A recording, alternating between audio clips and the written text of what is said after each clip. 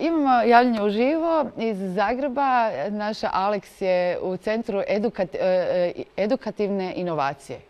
Da, tako se zove. Prostor. Aleks, lijepi pozdrav ti želim. I zanima me šta ćeš nam zgodno pripremiti za danas. Bog Sanja, evo ovdje sam sad došla u jedan centar, igrati se malo. Sad ću probati ovako, imam neku zanimljivu kocku, da vidimo.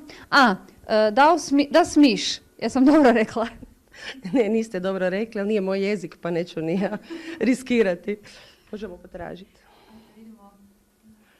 Ili zvati kolegicu iz njemačkog. Da, morat ćemo zvati ipak nekoga ko kuži njemački.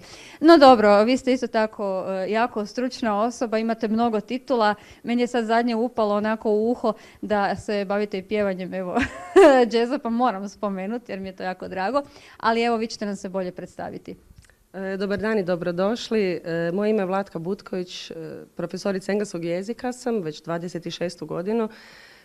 Ujedno i osnivačica Centra inovativne edukacije u kojoj se ovdje nalazite danas. Dobrodošli. Hvala vam puno, evo baš se super osjećamo i veselo, sve su neke žive boje oko nas. Međutim, morate mi sad objasniti što točno znači taj naziv centra. Centar inovativne edukacije znači da centar u svojem djelovanju ima nekoliko segmenata. 26. godinu već bavi se podukom stranog jezika. U ponudi nam je 8 stranih jezika po specifičnoj metodi koja donosi super rezultate.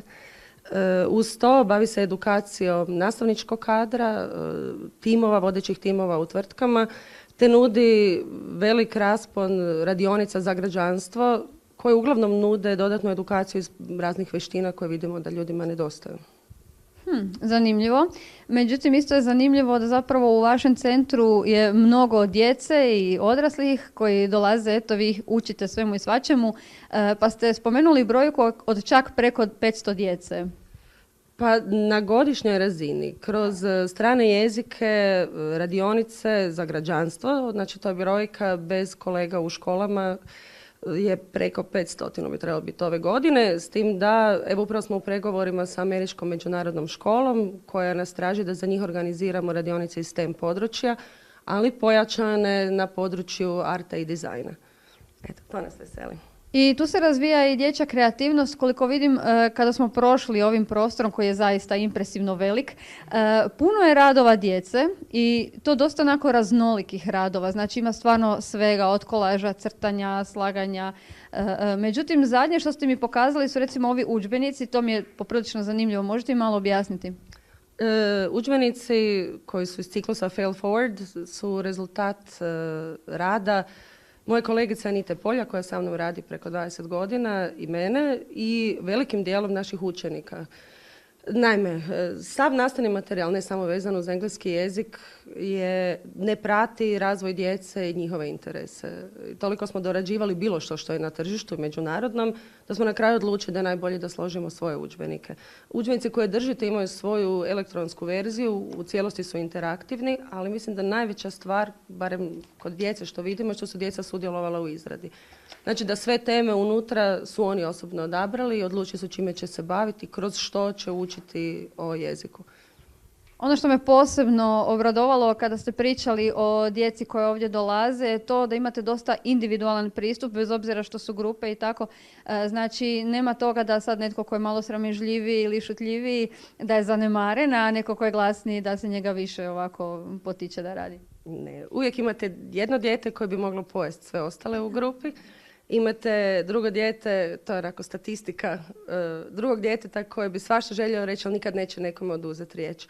Zato je specifičnost naše metode, da mi radimo po Butković metodi koja je zakonom zaštićena jer donosi rezultate i zaštitni nam je znak, podrazumijeva edukaciju iz komunikacijskih vještina bez obzira čime se bave. Čak, znači ne govorimo samo vezano uz jezike. Bilo koja radionica kojim naši polaznici pristupe, očekuje od njih da na kraju, da tijekom rada na tome nauče jedni sa drugima surađivati i prepoznati uzajamni potencijal, delegirati jedni druge za možda tko će biti bolji u nečem da bi konačni rezultat bio uspješniji.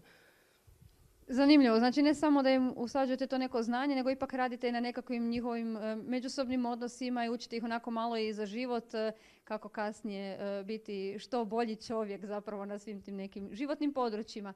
Eto, mislim Sanja da je ovo bilo ovako kratko sročeno za prvi live, u drugom vas očekuje možda i neko iznenađenje. Super, puno ti hvala Aleks, veselimo se iznenađenju.